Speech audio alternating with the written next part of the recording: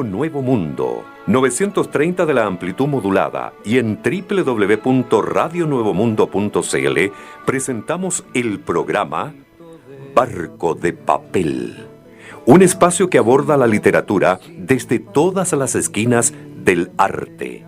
Al timón, David Evia.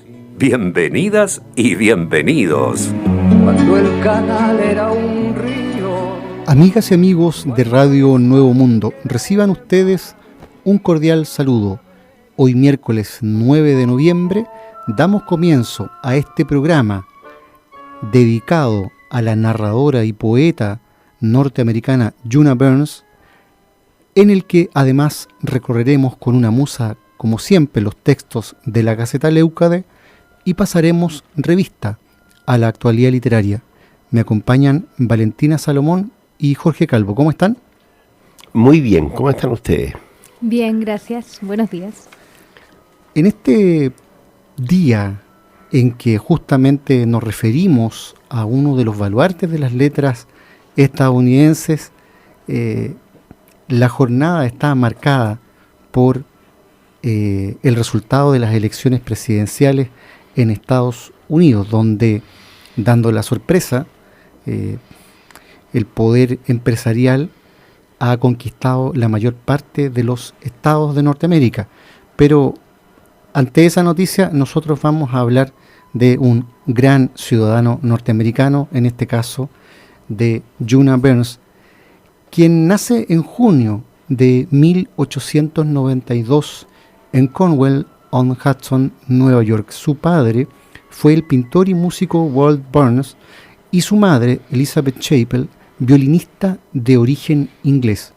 La historia de su familia queda inmortalizada en la primera novela de la escritora, Rider, un trabajo autobiográfico acerca de un hombre comprometido con dos mujeres que viven junto a sus hijos bajo un mismo techo. Los niños Burns se educarían en la casa, ya que los padres consideraban que el sistema de educación pública era ineficiente. ¿Les suena eso? De esta manera, Walt Burns y la abuela paterna, Seidel Burns, escritora y periodista, se encargarían de transmitirle una especial inclinación por el arte. Además, la casa de los Burns era frecuentada habitualmente por creadores de la talla de Jack London y de Franz Liszt, nada menos.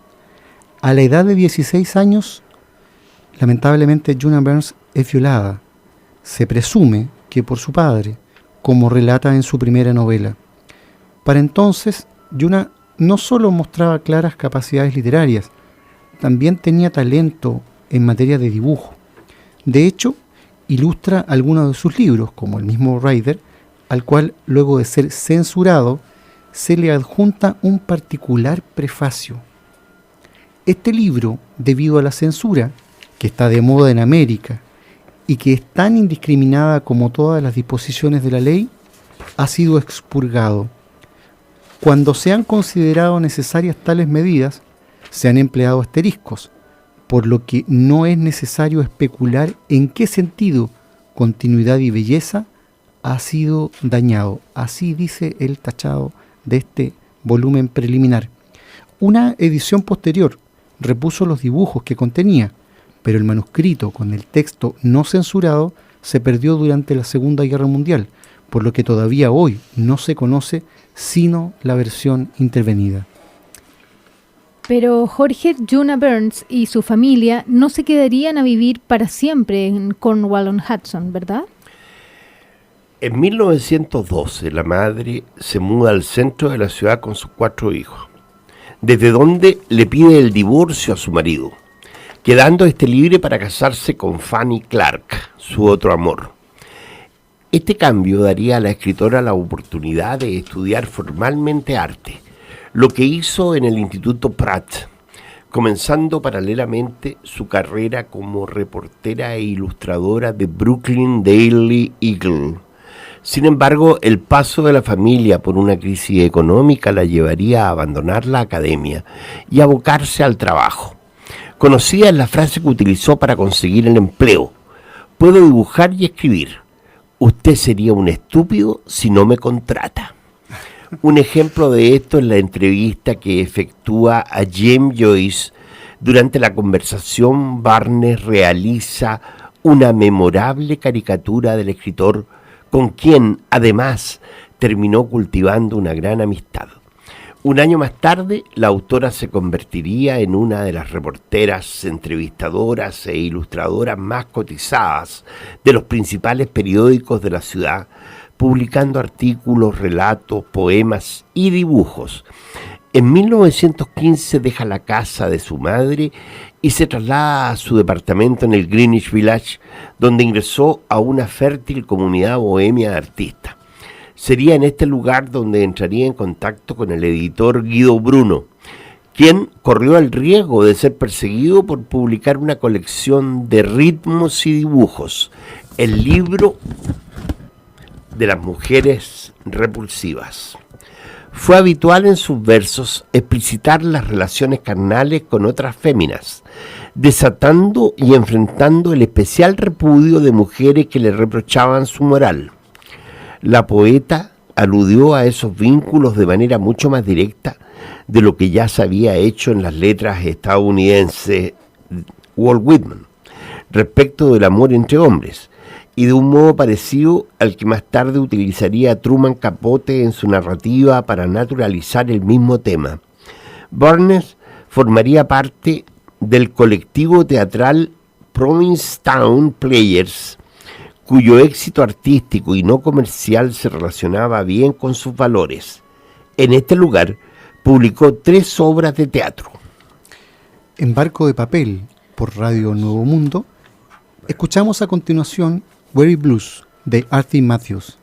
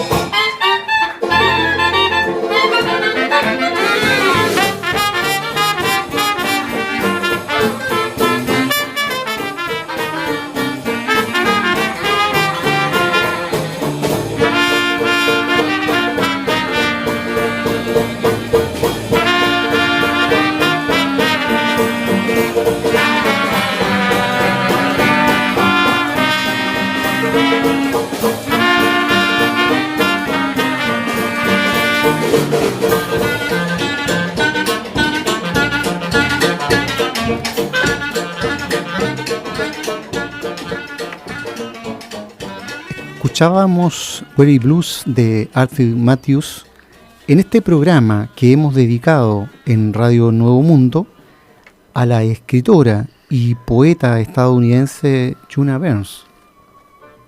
Así es.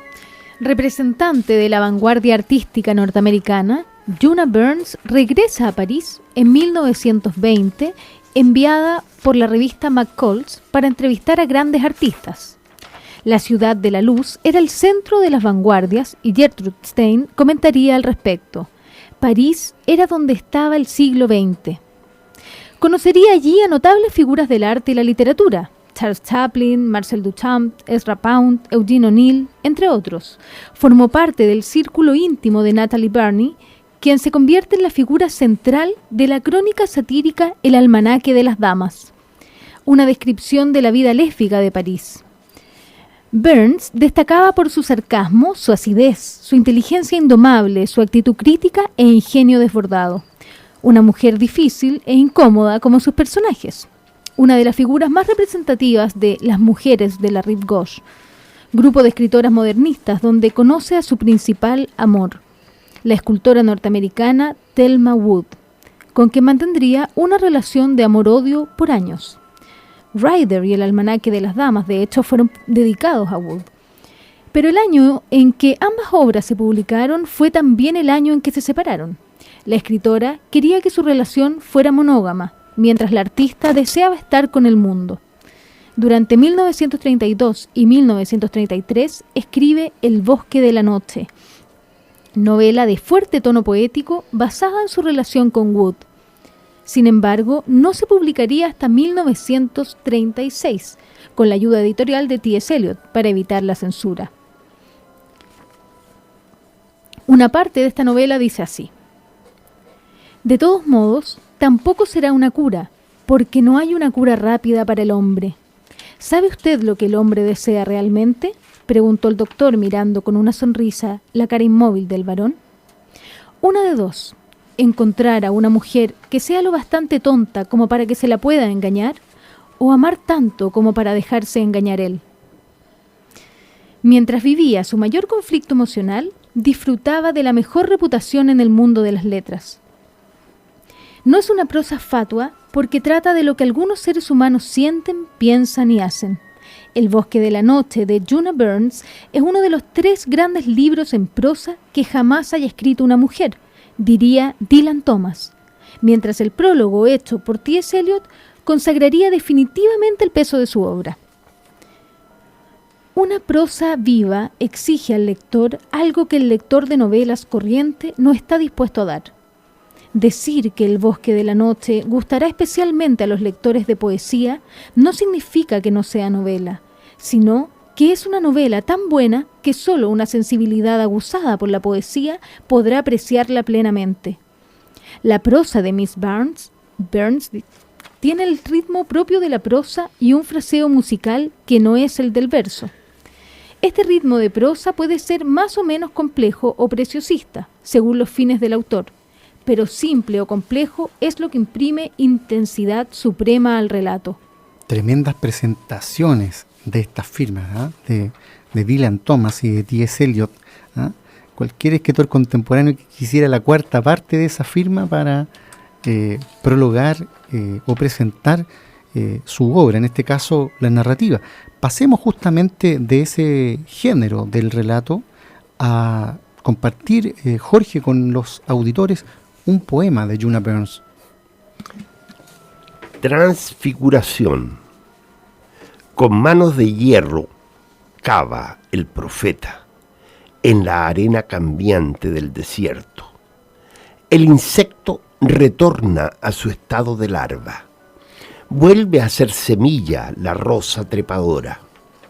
A la garganta vacía de Moisés, como humo, regresan todas sus palabras. El cuchillo de Caín deshace la estocada. Abel se levanta del polvo. Pilatos no puede encontrar su lengua. Está desnudo el árbol del que Judas colgó. Desde la tierra brama Lucifer. Cristo cae en su muerte. La costilla se pliega otra vez a Adán. Una criatura llora en su costado. La extensión del Edén es verde y espesa. El bosque jadea sin bestias a la vista. Con sed furiosa, el sol liberado alimenta al primer día como el último día. De esos preciosos versos de Djuna Barnes, nos vamos ahora a la música que se escuchaba en ese entonces, el Charleston, por Enoch Light and Charleston City All Stars.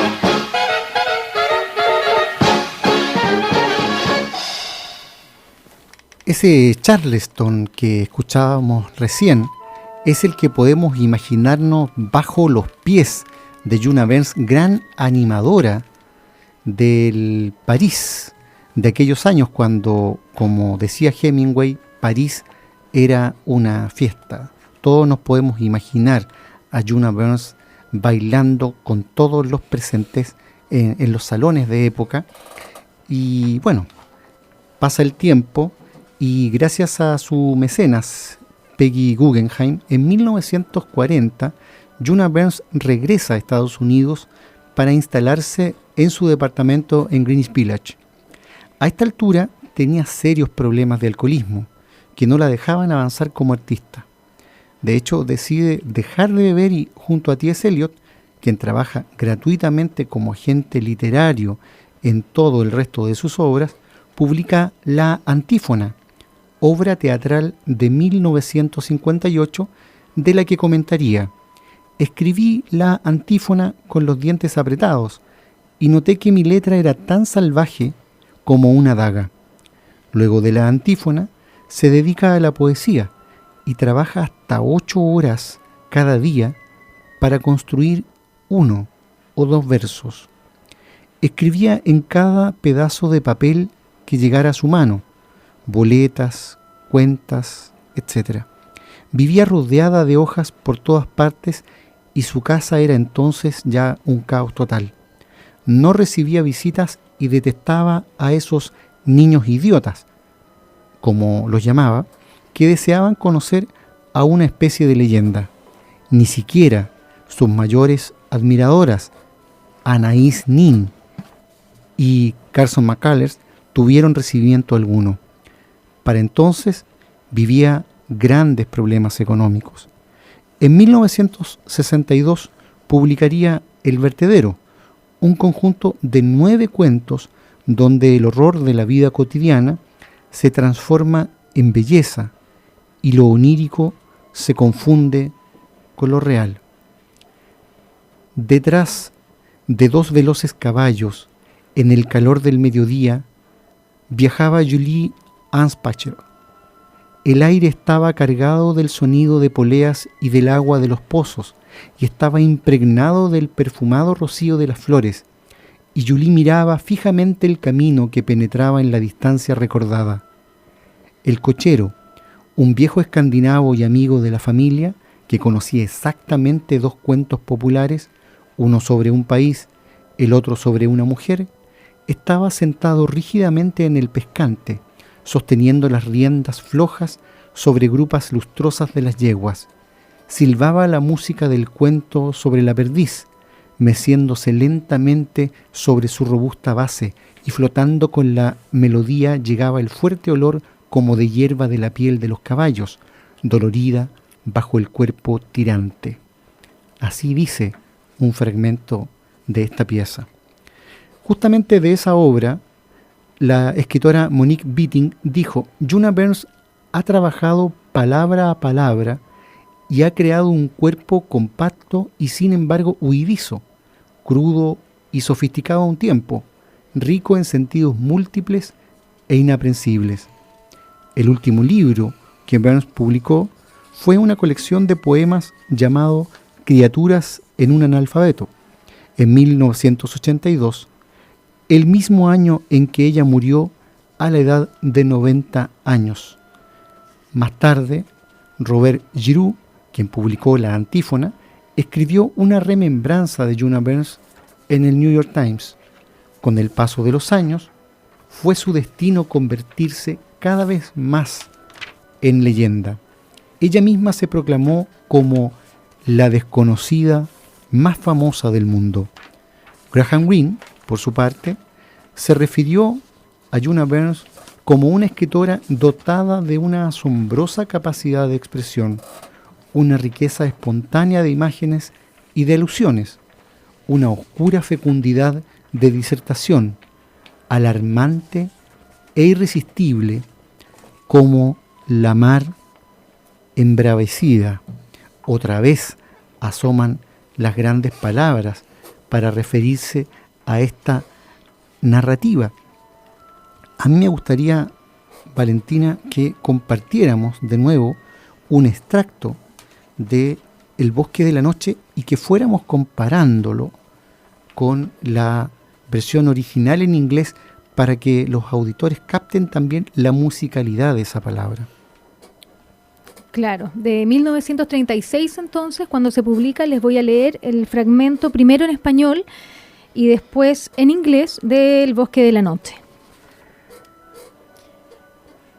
El perfume que exhala su cuerpo era de la calidad de esa carne de la tierra que es el hongo, que huele a humedad capturada y no obstante es seco, ahogado por el aroma del aceite de ámbar, que es una enfermedad interna del mar, sugestivo de un sueño imprudente y total. Su carne tenía la textura de la vida vegetal, y debajo se intuía una estructura ancha, porosa, y una podredumbre que la roía por dentro, debajo de la superficie visible. Alrededor de la cabeza tenía un fulgor que era como una fosforescencia que envuelve las aguas, como si la vida residiera en ella por imprecisas nebulosas, imprimiéndole un carácter turbador de la sonámbula nata que vive en dos mundos, híbrido de niño y de bandido.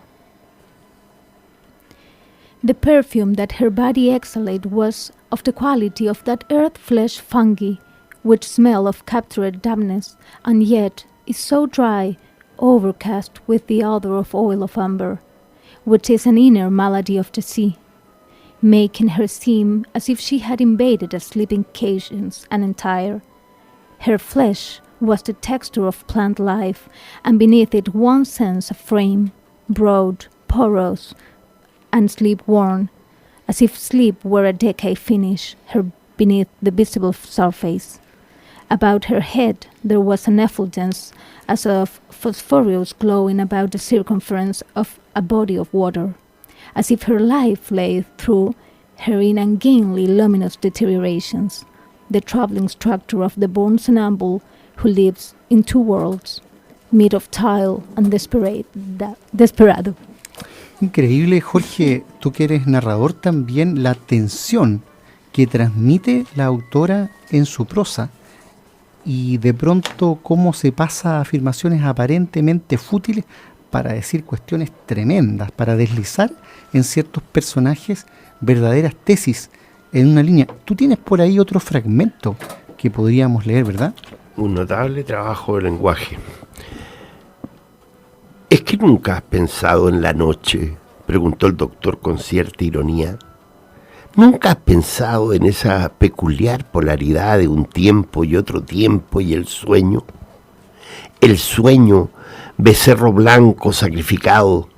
Bien, yo, el doctor Matthew, poderoso grano de sal Dante O'Connor, te diré cómo se asocian el día y la noche por su disociación.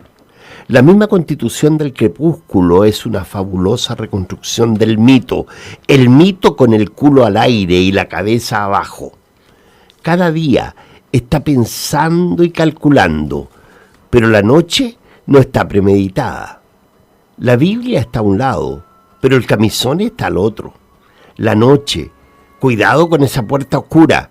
Yo pensaba que la gente sencillamente se iba a dormir, o si no, que cada cual seguía siendo el mismo, dijo Nora.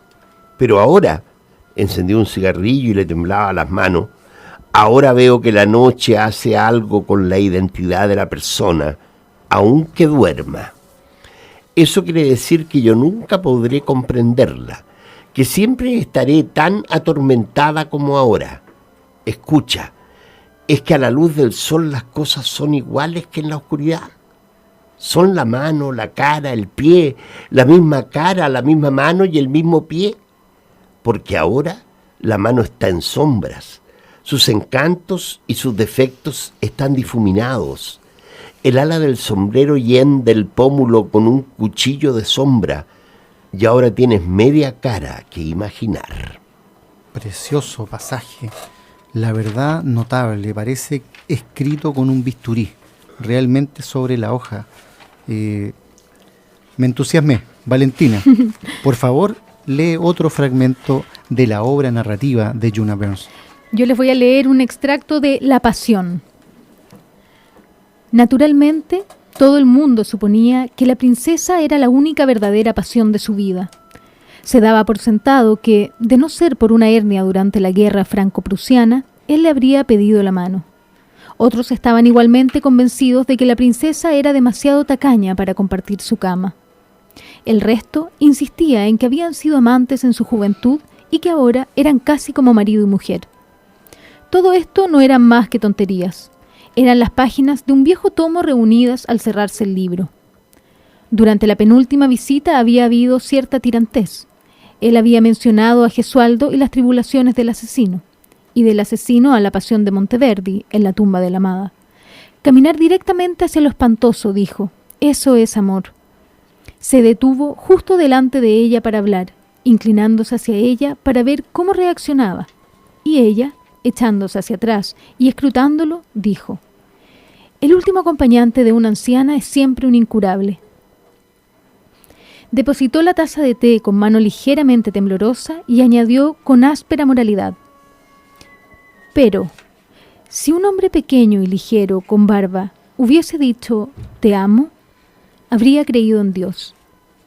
Después de esto, él solo volvió a visitarla una vez, y solo una vez fue vista la princesa en coche en el Bois, una bruma detrás de un velo tirante. Poco tiempo después, ya no vivió. Dan ganas de seguir todo el rato escuchando estos preciosos textos de Djuna Barnes, una autora, hay que imaginar, que irrumpe desde muy joven, no solo en las letras, sino en general en la vida bohemia y artística, tanto norteamericana, en dos periodos, ¿verdad?, como parisina, y en ambos casos lo hace de manera muy llamativa, pero al mismo tiempo de manera notable. Djuna Barnes juega con el verso de un modo que recuerda, sin ser igual, sin ser el mismo estilo, que recuerda la audacia de Emily Dickinson, por ejemplo, pero también parece estar recogiendo lo mejor de la narrativa. Yo en ciertos pasajes siento la atmósfera, por ejemplo, de Anton Chekhov, ¿no? Instalado en pleno siglo XX y en otra sociedad, escribiendo como los dioses.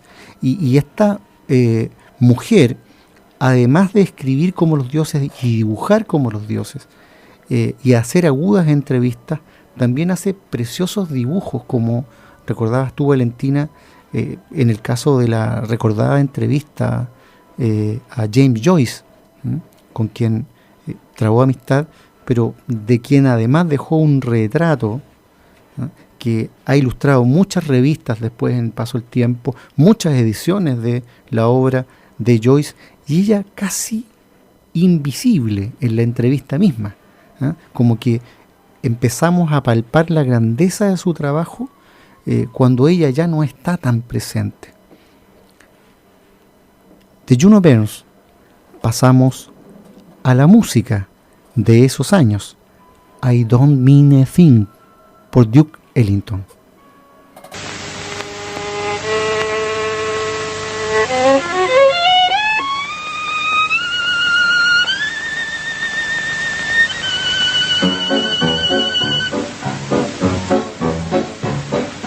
Don't mean a thing if you ain't got that swing.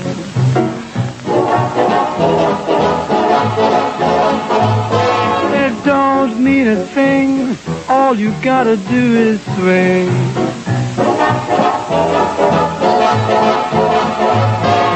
Makes no difference if it's sweet or hot. Just give that rhythm every little thing you've got. It don't mean a thing if you ain't got that swing.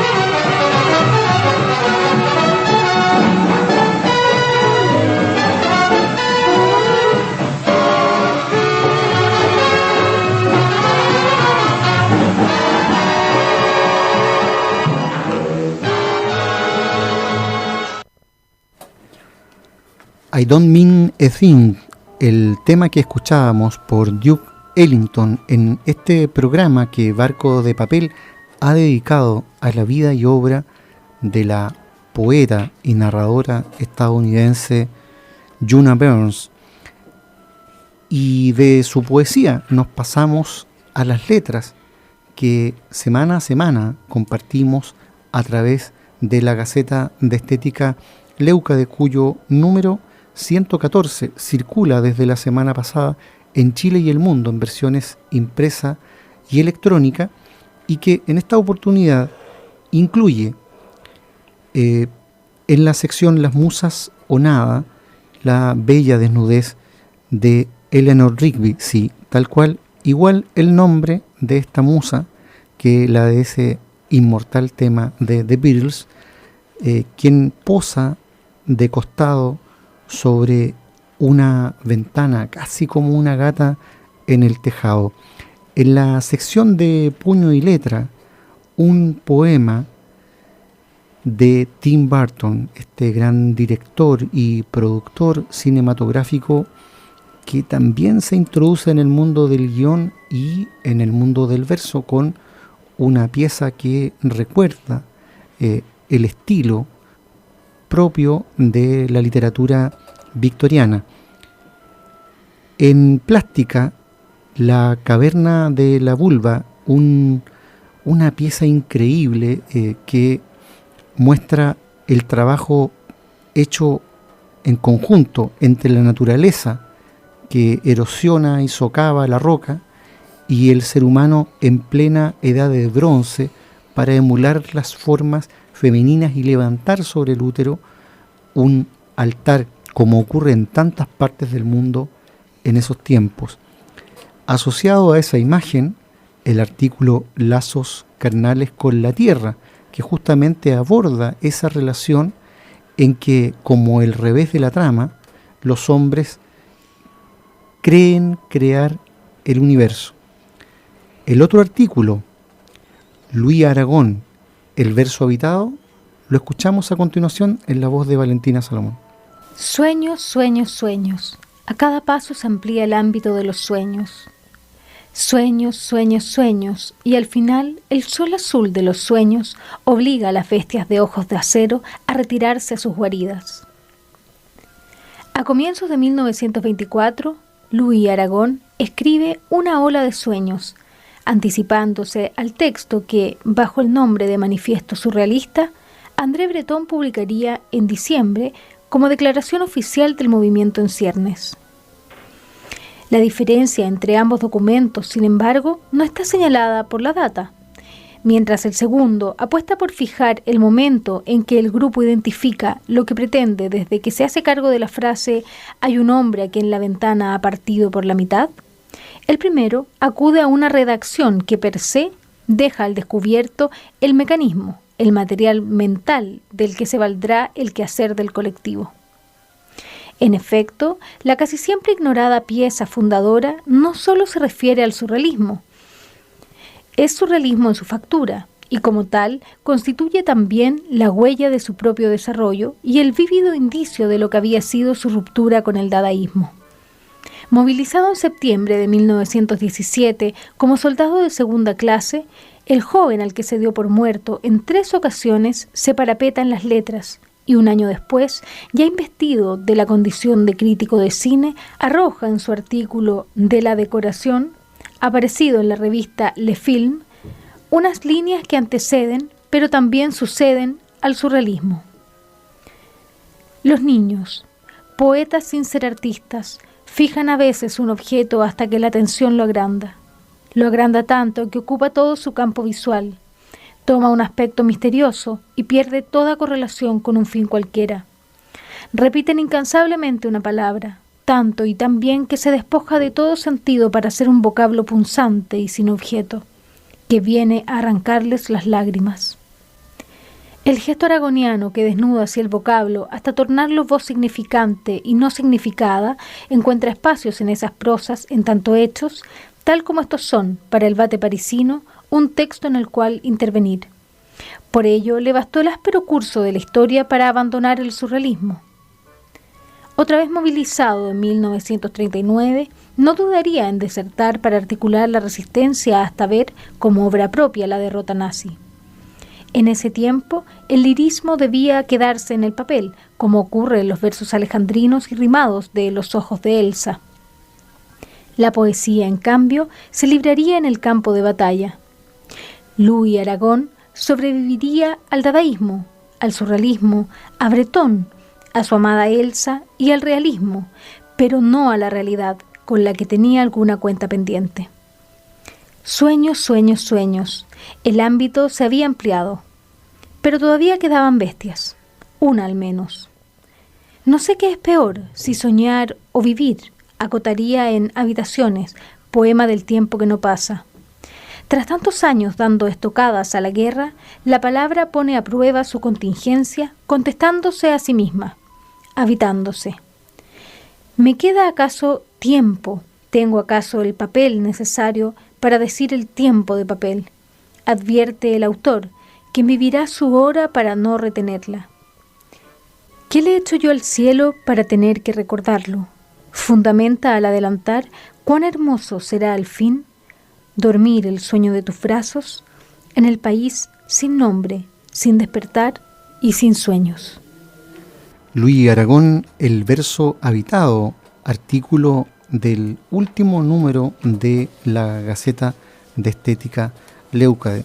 Y a propósito, yo tengo otra gaceta en mis manos, es el número más reciente de Alerce, la Gaceta de la Sociedad de Escritores de Chile, cuyo número 27 recoge nada menos que la entrevista que en este programa hicimos al Premio Nacional de Literatura 2016 Manuel Silva Acevedo, y que en su segunda página recoge una serie de trabajos literarios, entre ellos uno muy breve de uno de nuestros estudiantes del curso de Literatura y Estética de la Gaceta Leucade, de Manuel Manríquez Riva. A ver, escuchen estos 3 versos. El camino ancho y presuroso abatía las otoñales tierras rojas en pequeños dientes de sol. Bello. Bello, ¿verdad? Brevísimo y bello.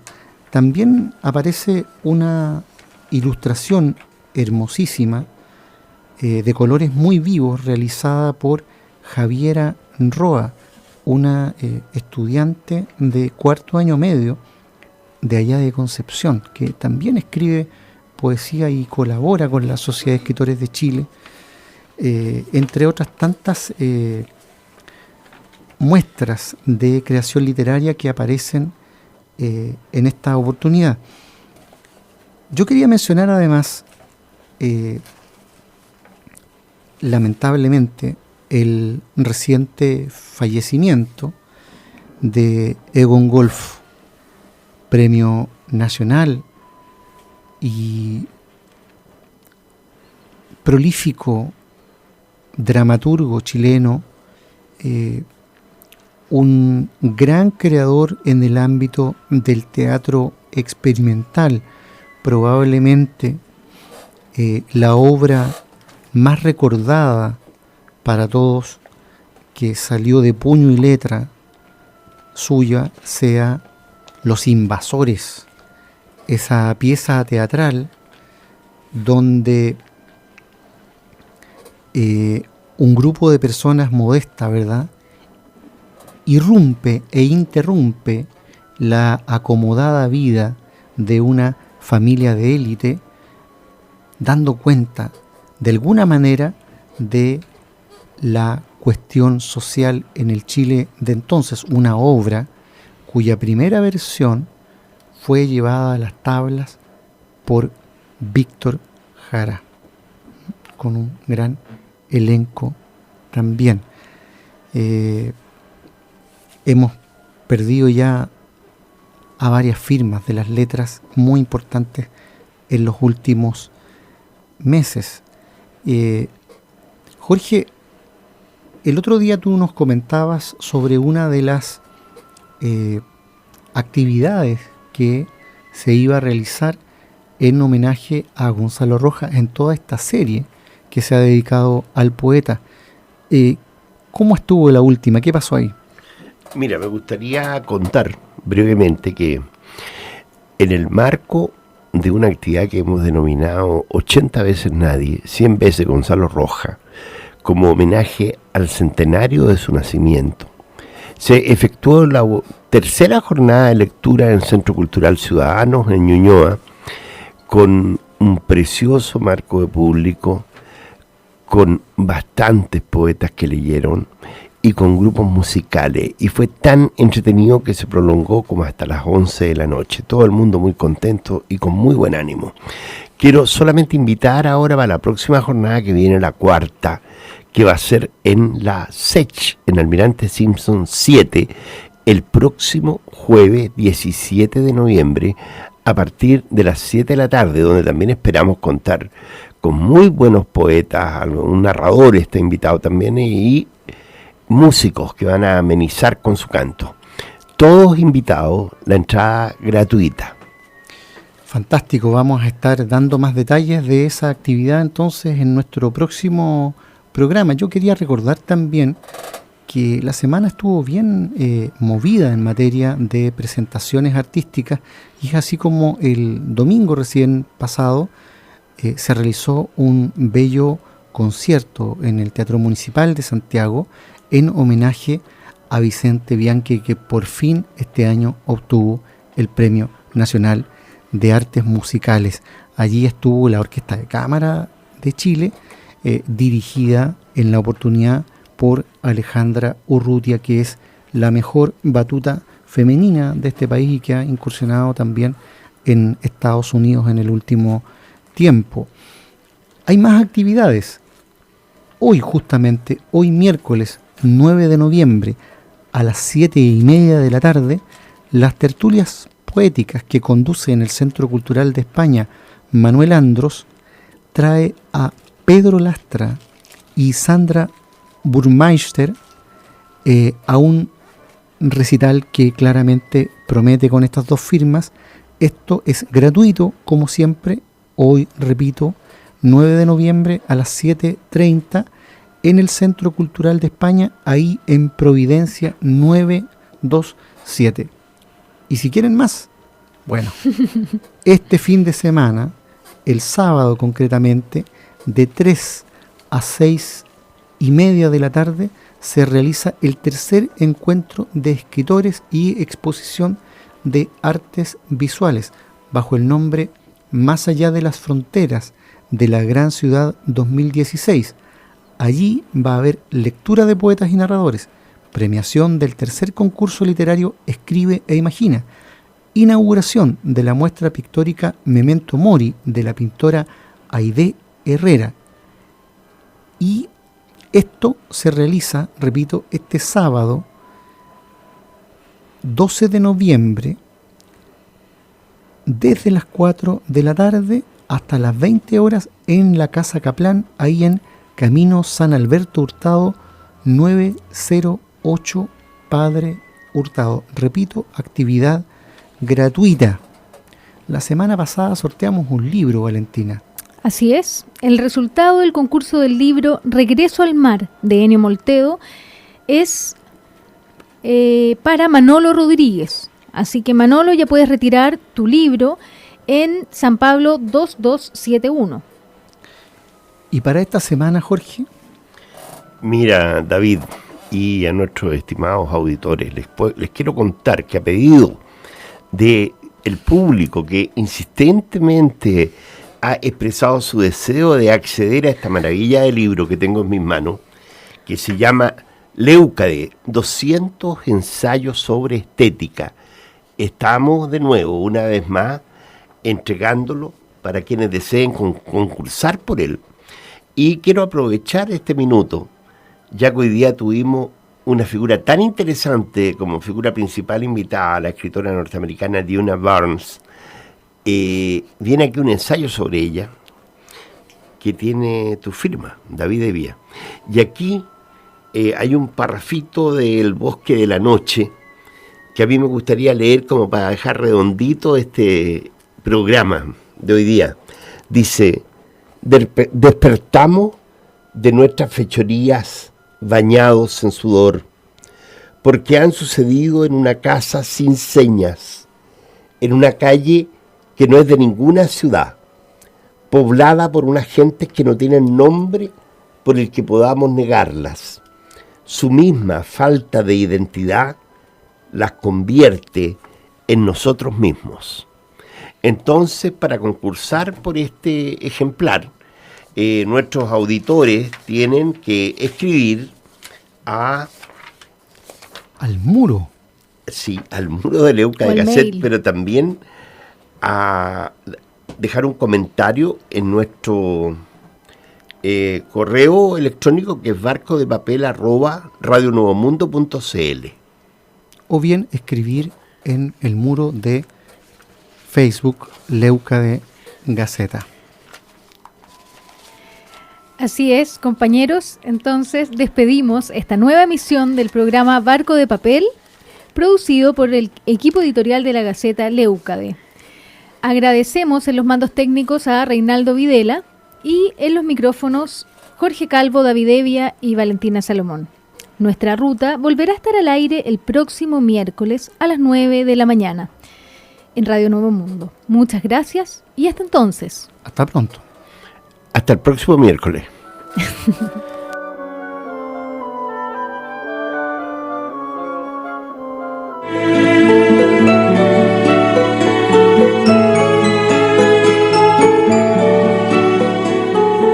En Radio Nuevo Mundo, 930 de la amplitud modulada y en www.radionuevomundo.cl finaliza el programa Barco de Papel, un espacio que aborda la literatura desde todas las esquinas del arte.